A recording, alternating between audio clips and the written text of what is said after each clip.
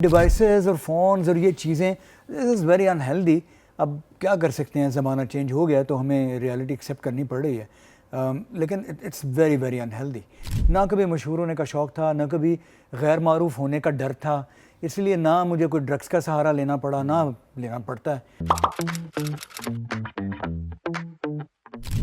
और क्यों आजकल की जनरेशन या ओवरऑल हम आजकल यंगस्टर्स में देख रहे हैं एंग्जाइटी, डिप्रेशन, ओवर स्ट्रेस्ड। यार मेरा बेटा है, वो 24 घंटे की यहाँ गेमिंग करता है, या अब उसकी हमने स्नैपचैट वगैरह डिलीट ही कर दी है, क्योंकि वो हर वक्त इन चक्करों में लगा रहता है। ना वो कोई एक्सरसाइज करता है, ना वो कोई वॉक करता है, ना कोई वो स्पोर्ट करता है। वो 24 घंटे, वो उसके दोस्त ऑस्ट्रेलिया में या यूएस में हैं, तो वो कोई बैठ के उनसे बात भी कर रहा होता है, खेल रहे होते हैं घंटों घंटों।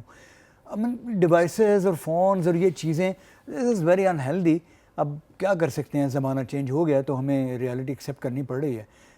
लेकिन it's very very unhealthy and लोग बिल्कुल कुछ क्रेज़ी हो चुके हैं यार।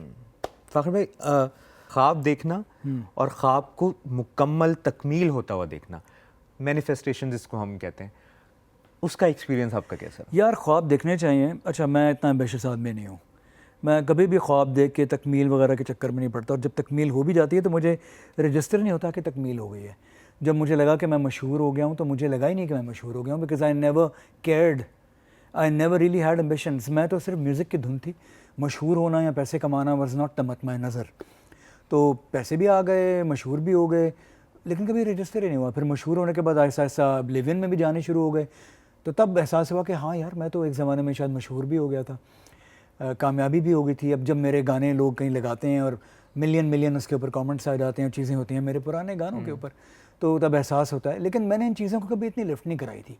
ना कभी मशहूर होने का शौक़ था, ना कभी गैर मारूफ होने का डर था, इसलिए ना मुझे कोई ड्रग्स का सहारा लेना पड़ा, ना लेना पड़ता है।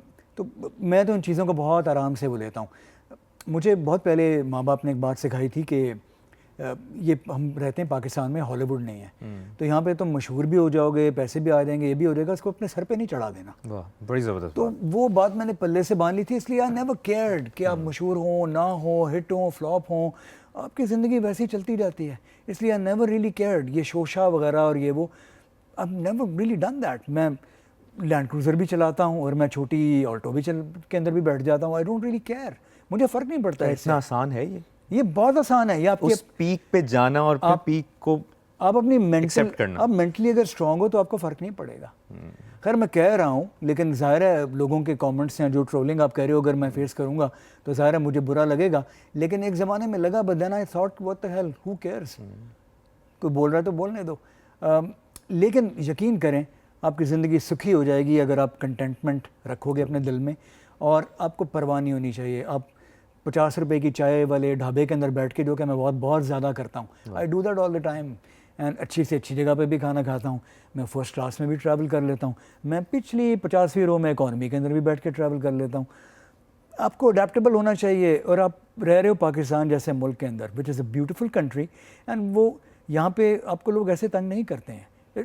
बहुत प्यारे लोग हैं पाकिस्तानी, आपको वो हर जगह पे कंफर्ट दे देते हैं।